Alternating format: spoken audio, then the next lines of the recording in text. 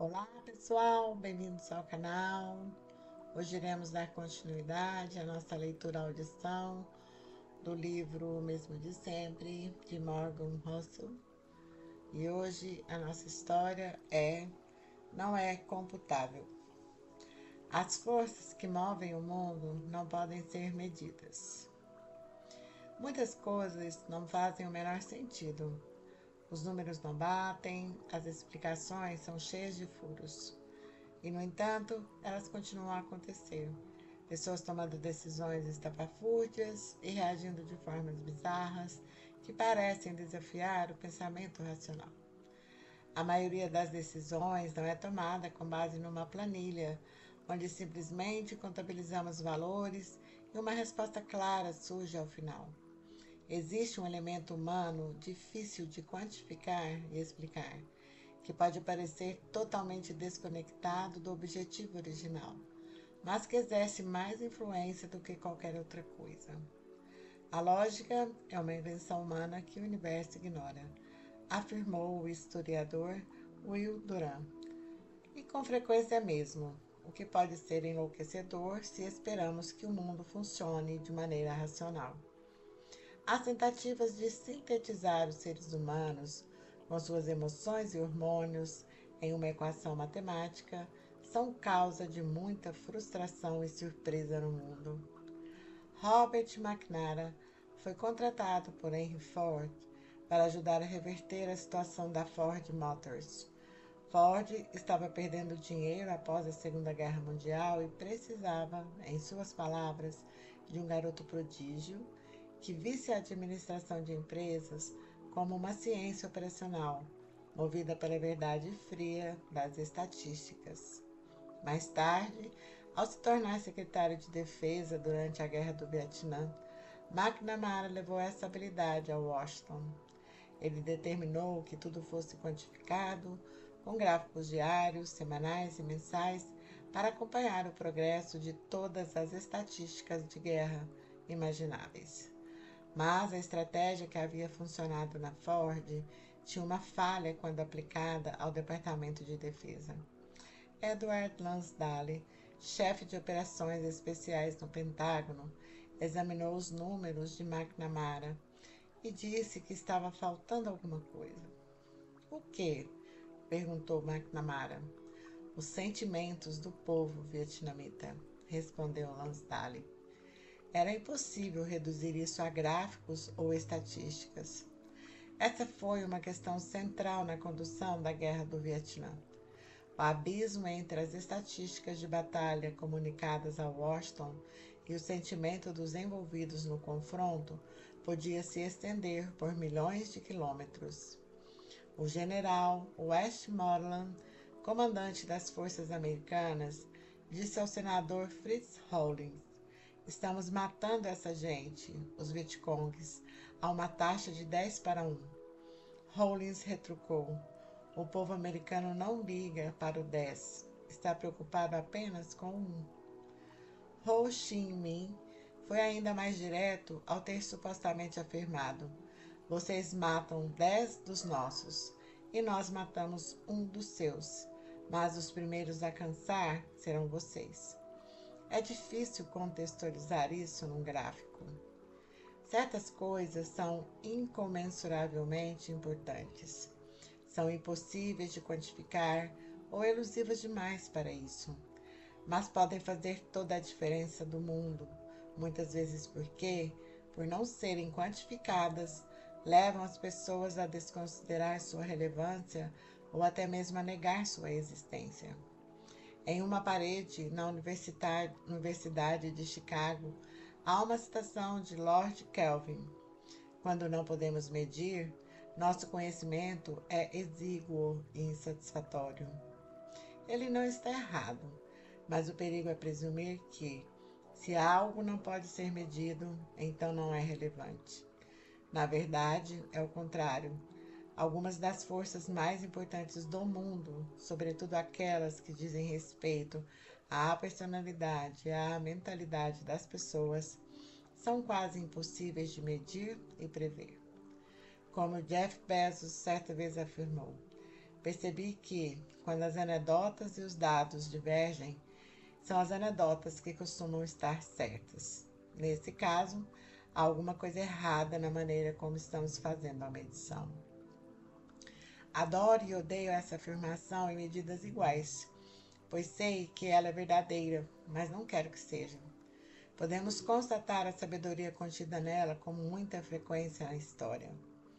A Batalha do Bulge foi um dos conflitos militares mais mortíferos de todos os tempos.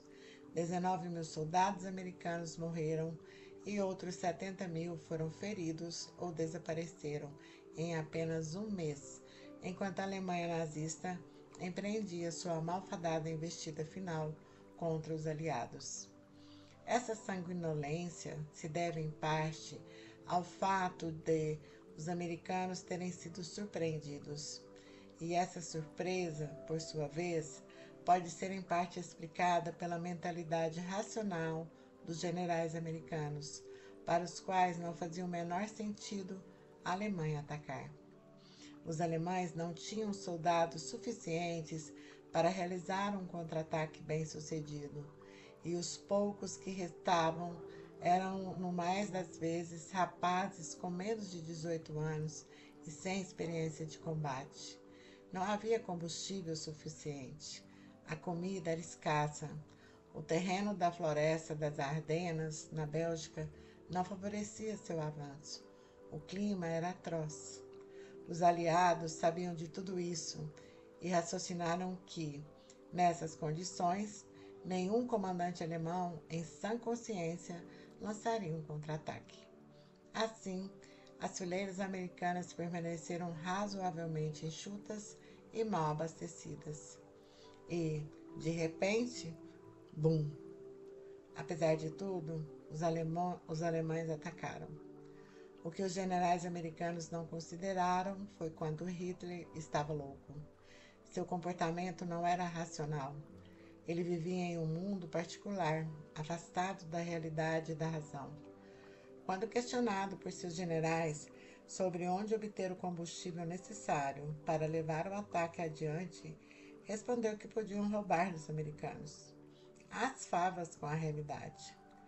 O historiador Stephen Ambrose observa que Eisenhower e o general Omar Bradley acertaram todo o raciocínio e a lógica do planejamento de guerra no fim de 1944, exceto por um detalhe: a que ponto chegara a demência de Hitler. Um ajudante de Bradley comentou durante a guerra: se estivéssemos combatendo pessoas racionais, elas já teriam se rendido há muito tempo. Mas eles não estavam combatendo pessoas racionais. E isso, a única coisa difícil de ser medida pela lógica, importava mais do que tudo. Archibald Hill corria em uma pista todas as manhãs, começando às 7h15. Era bom nisso, um ótimo atleta e um corredor competitivo. Hill, um fisiologista britânico nascido em 1886, foi em muitos aspectos um cientista perfeito, pois devotou a maior parte da sua carreira a responder a uma questão em que estava pessoalmente interessado e que podia testar em si mesmo. Quão rápido e quão longe uma pessoa consegue correr? Considerando o meu corpo, o seu ou de Hill, qual é, teoricamente, o limite do quanto podemos nos forçar? Era essa a pergunta que ele estava tentando responder. O trabalho inicial de Hill se baseava na ideia de que o desempenho atlético máximo depende dos músculos do corredor, sobretudo o coração. Se o meu coração consegue bombear mais sangue que o seu para os músculos envolvidos na corrida, consigo correr mais rápido.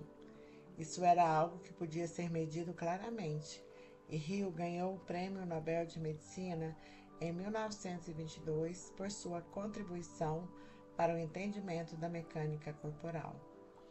A ideia de que é possível medir a velocidade máxima que um corredor é capaz de alcançar fazia sentido, e no laboratório e na pista de teste, ela meio que se sustentou.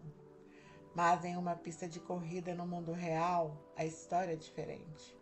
Os cálculos de Hill se mostraram praticamente inúteis no que dizia respeito a prever quem seriam os vencedores. Se os atletas mais competitivos fossem aqueles com o coração mais forte e a maior capacidade de transportar oxigênio, descobrir o melhor deles seria um processo inequívoco. Mas não é. Um grande atleta tem uma probabilidade muito maior de ter um coração mais forte do que o de uma pessoa sedentária. Mas a correlação entre capacidade cardiovascular e desempenho atlético está longe de ser direta, razão pela qual corridas como maratonas e provas olímpicas são tão empolgantes. Às vezes, um grande atleta falha sob pressão. Às vezes, quem vence o páreo é o azarão.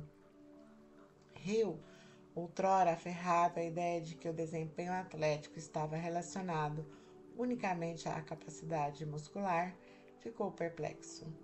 Quando lhe perguntaram por que seus cálculos haviam sido de pouca utilidade para prever quem seriam os vencedores, ele respondeu: para falar a verdade, a gente não faz isso porque é útil, mas porque é divertido.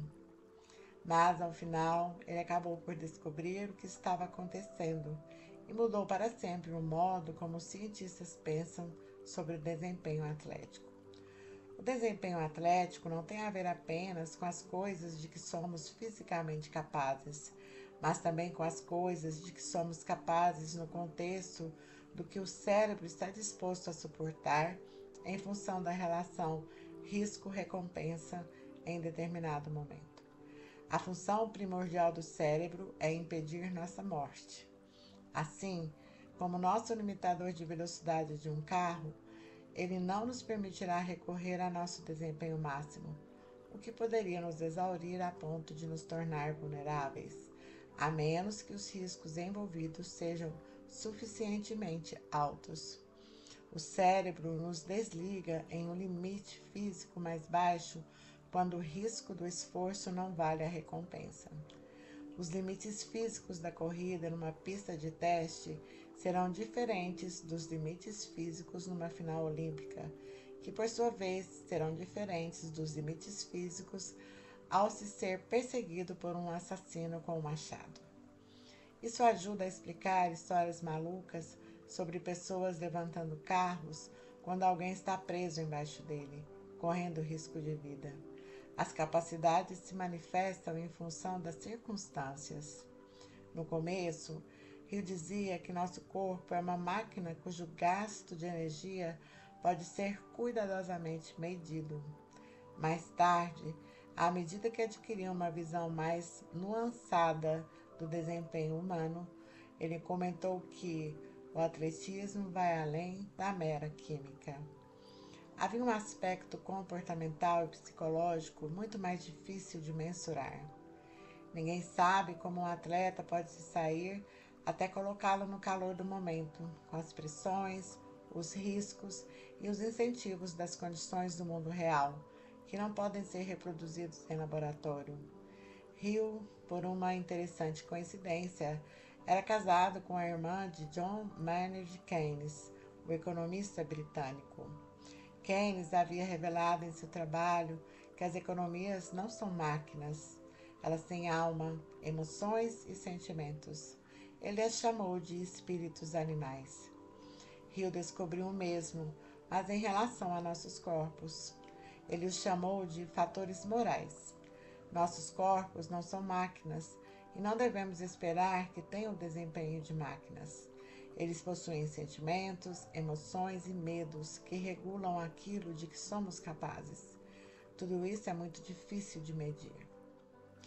O investidor Jim Gurran afirmou certa vez: supor que o valor de uma ação ordinária é determinado puramente pelos lucros de uma empresa, descontadas as taxas de juros relevantes e feitos os devidos ajustes na alíquota marginal, significa esquecer que as pessoas já queimaram bruxas, entraram em guerras impulsivamente, lutaram em defesa de Iosif Stalin e acreditaram em Orson Welles quando ele afirmou no rádio que os marcianos haviam pousado na Terra.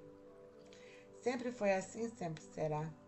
Todo custo de investimento e toda avaliação de mercado são apenas um número de hoje multiplicado por uma narrativa sobre o amanhã. Os números são fáceis de medir, acompanhar, formular. As coisas estão ficando cada vez mais fáceis, uma vez que quase todo mundo hoje tem acesso barato à informação. Mas as narrativas são com frequência um reflexo bizarro de nossas esperanças, sonhos, medos, inseguranças e aflições tribais. E estão se tornando mais bizarras conforme as mídias sociais amplificam as opiniões de maior apelo emocional. Alguns exemplos de como isso pode ser poderoso. O Lehman Brothers estava com tudo em 10 de setembro de 2008. O índice de capital de nível 1 do banco, que mede a capacidade de suportar perdas, era de 11,7%, maior que o do trimestre anterior, maior que o do Goldman Sachs, maior que o do Bank of America. Era mais capital do que o Lehman tinha em 2007, quando a indústria bancária nunca havia estado tão forte. 72 horas depois, o Lehman ia à falência. A única coisa que mudou nesses 3 dias foi a confiança dos investidores no banco. Num dia, eles acreditavam no Lehman e compravam suas dívidas. No dia seguinte, essa convicção desapareceu e os fundos também. Essa confiança é a única coisa que importa, mas era o aspecto mais difícil de quantificar, modelar e prever. E em termos de avaliação tradicional, não era computável. Com a GameStop se deu o contrário. Em 2020, a empresa parecia prestes a fechar. Então, virou uma obsessão cultural no Reddit, viu suas ações explodirem e levantou uma tonelada de dinheiro. Em 2021, valia 11 bilhões de dólares. Deu-se o mesmo. A variável mais importante eram as histórias que as pessoas contavam a si mesmas. E essa era a única coisa impossível de medir e de prever. Por isso, os resultados não parecem razoáveis. Sempre que algo assim acontece, vemos as pessoas chocadas e furiosas com a forma como o mundo se distanciou dos fundamentos. Mas Grant tinha razão. Sempre foi assim. Os anos 1920 foram vertiginosos. Os anos 1930 foram puro pânico. Nos anos 1940, o mundo caminhava para o abismo. Os anos 1950, 1960 e 1970 foram da expansão à recessão sucessivas vezes. Os anos 1980 e 1990 foram insanos. E a década de 2000 pareceu um reality show. Se nos fiássemos apenas nos dados e na lógica para tentar compreender a economia, ficaremos confusos por um século. O economista Per Bailon observou: o conceito de valor econômico é simples. Qualquer coisa que as pessoas desejam ter tem valor, qualquer que seja o motivo, quando há um. Não estamos falando aqui de utilidade nem de lucros. O que importa é se desejamos ou não alguma coisa, qualquer que seja o motivo. Tantas coisas que acontecem na economia estão enraizadas nas emoções que às vezes pode ser quase impossível encontrar uma explicação para elas. A meu ver, parece óbvio que a única coisa que não podemos medir, prever ou modelar numa planilha é ao mesmo tempo a força mais poderosa em todo o mundo dos negócios e investimentos, bem como no mundo militar. O mesmo acontece na política, nas carreiras, nos relacionamentos. Há muitas coisas que não parecem razoáveis. O perigo que vemos com frequência nos investimentos é quando as pessoas vão na onda de McNamara, ficam tão obcecadas com dados e tão confiantes em seus modelos que não deixam margem para erro ou surpresa, tampouco para comportamentos insensatos, estúpidos e inexplicáveis. Elas vivem se perguntando: por que isso aconteceu? e esperam por uma resposta racional. Ou pior, vivem confundindo o que aconteceu com o que acham que deveria ter acontecido. Os que prosperam no longo prazo são aqueles capazes de compreender que o mundo real é uma série infindável de absurdos, confusão, relacionamentos complicados e pessoas imperfeitas. Extrair sentido desse mundo exige admitir algumas coisas. John Nash foi um dos maiores matemáticos que já viveu e chegou a ganhar o prêmio Nobel. Também era esquizofrênico e passou a maior parte da vida convencido de receber mensagens em código de alienígenas. Em seu livro Uma Mente Brilhante, Sylvia Nassar relata uma conversa entre Nash e George Mackay, professor de Harvard. Como é que você, um matemático, um homem devotado à razão e à demonstração lógica, como é que você pode acreditar que extraterrestres lhe mandavam mensagens? Que você estava sendo recrutado por alienígenas do espaço sideral para salvar o mundo? Como isso foi possível? Com seu sotaque sulista arrastado e suave, como se estivesse falando para si próprio, Nash respondeu, devagar. As ideias que eu tinha sobre criaturas sobrenaturais vinham a mim da mesma forma que minhas ideias matemáticas. Por isso eu as levava a sério. O primeiro passo para aceitar que há coisas que não são computáveis é perceber que a razão pela qual desfrutamos de inovações e avanços tem a ver com a nossa boa sorte de haver pessoas no mundo cuja mente opera de forma diferente da nossa.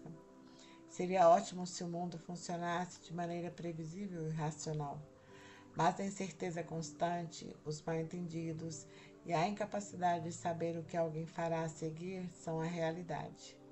O escritor Robert Greene observou: a necessidade de certeza é a maior doença que a mente enfrenta. É ela que nos leva a ignorar o fato de que o mundo não é uma grande planilha em que os resultados podem ser computados.